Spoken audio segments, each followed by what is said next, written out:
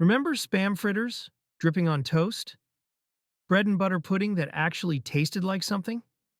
If you grew up in Britain in the 1950s, 60s, or 70s, these weren't exotic dishes. They were everyday life. The food on your plate told a story of rationing that had just ended, of making do with what you had, of mothers who could turn the simplest ingredients into something that filled bellies and brought families together. But somewhere along the way, these foods vanished. Not because they weren't loved, but because the world moved on. Supermarkets replaced corner shops. Convenience replaced effort. And the dishes that defined British childhood were quietly forgotten. If you enjoy rediscovering the Britain we grew up in, make sure to like this video and subscribe. Because we're about to count down 10 British foods from the 50s, and beyond that have completely disappeared. And trust me, your stomach will remember every single one. Let's start with number 10, spam fritters. If you didn't grow up eating these, you missed out on one of the most divisive foods in British history. Some people loved them, others couldn't stand them, but everyone knew what they were. Take a tin of spam, that mysterious canned meat that seemed to last forever. Slice it thick. Dip it in batter. Fry it until it's golden and crispy. Serve it with chips and mushy peas. That was dinner. Spam fritters were cheap, filling, and fast. In the 1950s and 60s, when money was tight and options were limited, they were a godsend. School canteens served them. Mums made them on weeknights. Fish and chip shops sold them alongside cod and haddock. But as the decades passed, spam fell out of favor. It became associated with post-war austerity, with making do, with poverty. And slowly, spam fritters disappeared from menus. You'll struggle to find them now. But if you ate them, you'll never forget that crispy, salty, slightly suspicious taste. Dripping on toast. This one sounds strange to modern ears, but for generations it was a breakfast staple. Dripping is the fat that's left over after you roast meat, usually beef. You'd let it cool and solidify in a bowl. Then in the morning, you'd spread it thick on toast. Sometimes you'd sprinkle it with salt. Sometimes you'd add a bit of pepper. And that was it. Simple, cheap, and surprisingly delicious. It was rich, savory, packed with flavor. And it used every part of the animal. Nothing went to waste. But as health concerns about saturated fats grew in the 70s and 80s, dripping fell out of favor. It was seen as old-fashioned, unhealthy, a relic of harder times. Today, you'd be hard-pressed to find anyone under 50 who's even tried it. But those who remember? They'll tell you it was better than butter. Faggots and peas. Before you laugh at the name, understand this. Faggots were a working-class institution. They're meatballs made from offal, liver, heart, and other organ meats, mixed with breadcrumbs and wrapped in caul fat. They were cheap to make, filling, and full of flavor. You'd serve them with mushy peas and thick onion gravy. It was comfort food at its finest. In the 1950s and 60s, faggots were everywhere. Butchers made them fresh. Families ate them weekly. They were a way to use every part of the animal and feed a household on a budget.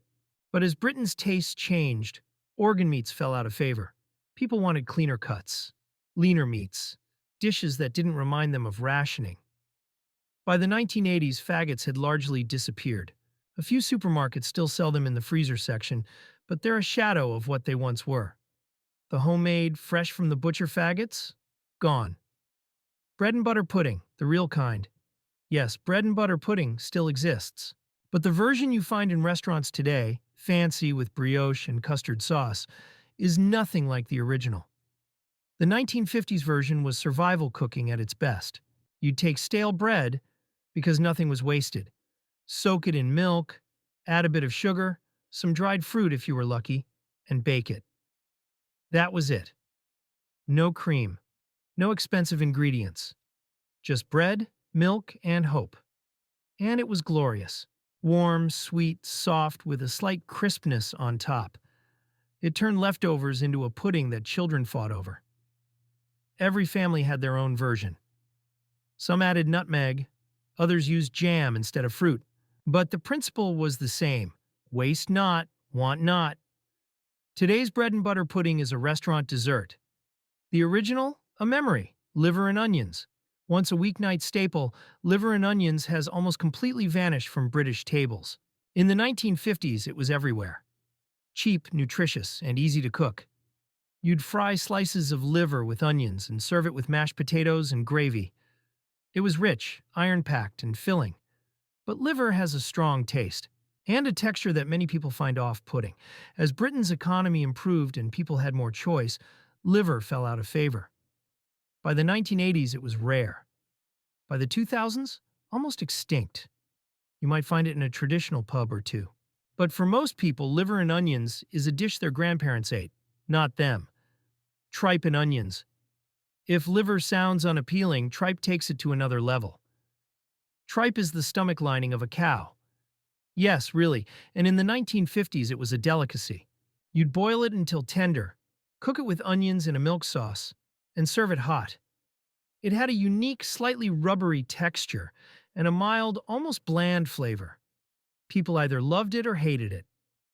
But it was cheap, and that's what mattered. In the post-war years, tripe shops were common. You could buy it fresh, already cleaned and prepared. Families ate it weekly, but as incomes rose and squeamishness about organ meats grew, tripe disappeared. Today it's almost impossible to find. The tripe shops are gone, the recipes forgotten. Only those who lived through it remember. Tinned fruit and evaporated milk. This wasn't just a food, it was a treat. In the 1950s and 60s, fresh fruit was expensive and seasonal. So families relied on tins. Tinned peaches, tinned pears, tinned fruit cocktail. You'd open the tin, pour the syrup into a bowl, and top it with a generous drizzle of evaporated milk. It was sweet, creamy, and felt luxurious, even though it cost almost nothing. Children loved it. Adults appreciated the convenience. But as fresh fruit became more affordable and year-round availability increased, tinned fruit lost its appeal. By the 1990s, it was seen as old-fashioned, even a bit sad. The combination of tinned fruit and evaporated milk? A relic of a time when dessert meant making the best of what you had. Spotted Dick. Don't laugh. This was a beloved British pudding, a steamed suet pudding filled with dried fruit, usually currants or raisins. It was dense, sweet, and served with hot custard. The name comes from the spots of fruit dotted throughout. In the 1950s and 60s, Spotted Dick was a regular feature of school dinners and Sunday lunches. It was cheap to make, filling, and comforting. But as tastes shifted toward lighter, less stodgy desserts, Spotted Dick fell out of favor. By the 1980s, it was largely gone. Some schools stopped serving it because of the name. Yes, really. Today, it's a nostalgic curiosity, a dish people remember but rarely eat. Spam salad. Not just Spam on its own, Spam salad, a bizarre but beloved creation of post-war Britain. You dice up Spam, mix it with lettuce, tomatoes, cucumber, and hard-boiled eggs, maybe add a bit of salad cream or vinegar. And that was lunch. It sounds odd now, but in the 1950s and 60s it was practical. Spam didn't need refrigeration. Vegetables were cheap, and it was a way to make a little protein go a long way. Families ate it. Picnics featured it.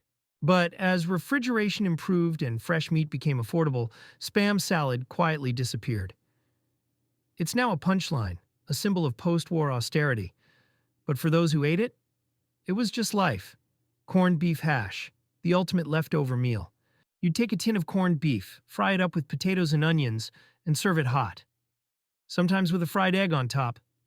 Sometimes with baked beans on the side. It was cheap, filling, and used ingredients that lasted forever. In the 1950s and 60s, corned beef hash was a midweek staple. Mums made it when money was tight. Families ate it without complaint. It was comfort food. Simple, hearty, and reliable.